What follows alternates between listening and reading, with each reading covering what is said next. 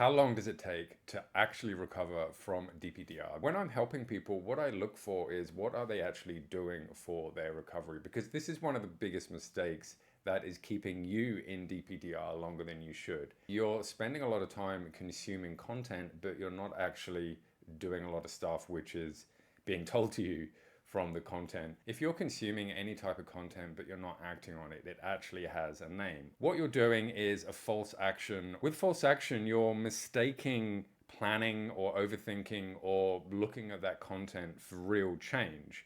So you feel busy or productive, but nothing's actually changing. So for example, you might watch a recovery video or a video about how to do something and think, oh yeah, that sounds good. I'll try that. I'll actually do that. And you're mistaking all of that thinking for actual change. That isn't change, that's just thinking. You've then got to go ahead and actually do that stuff. Both of these things trick you into thinking that you're actually making progress and you're actually doing something, whereas in reality, you're not actually doing a whole lot except doing a bit of thinking.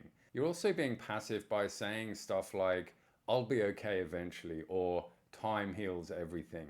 That's only half true, because you've got to work with time, not against time. So you might be wondering, well, what does working with time mean? And here are some key points. It's realizing that time alone doesn't actually heal, but it's your actions over time that do.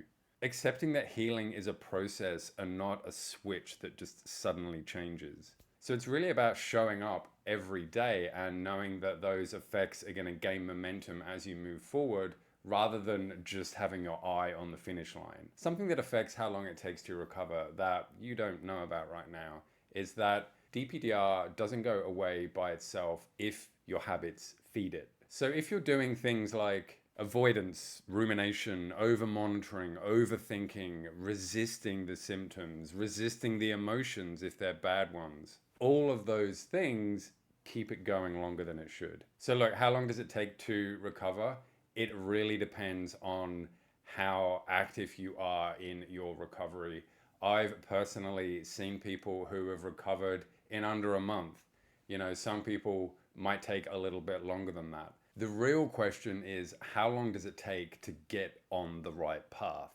Because what happens when you're on the right path is you do start to feel better. And as soon as you start to feel better, as soon as you start to see improvements, the question of how long does it take won't matter to you anymore, because you're going to be so glad that you're seeing progress. And all the time when I'm helping people, they'll literally come out and say, Dan, I feel like I'm on the right path now, you know, and their whole energy and demeanor changes. And it's almost, you know, it's such a weight off and a breath of fresh air, and you know, it sparks hope and excitement. So the better question to ask yourself is, what can I do today, right now, that's going to build trust in myself in this recovery process? And the sooner that you can answer that, the sooner the recovery process begins.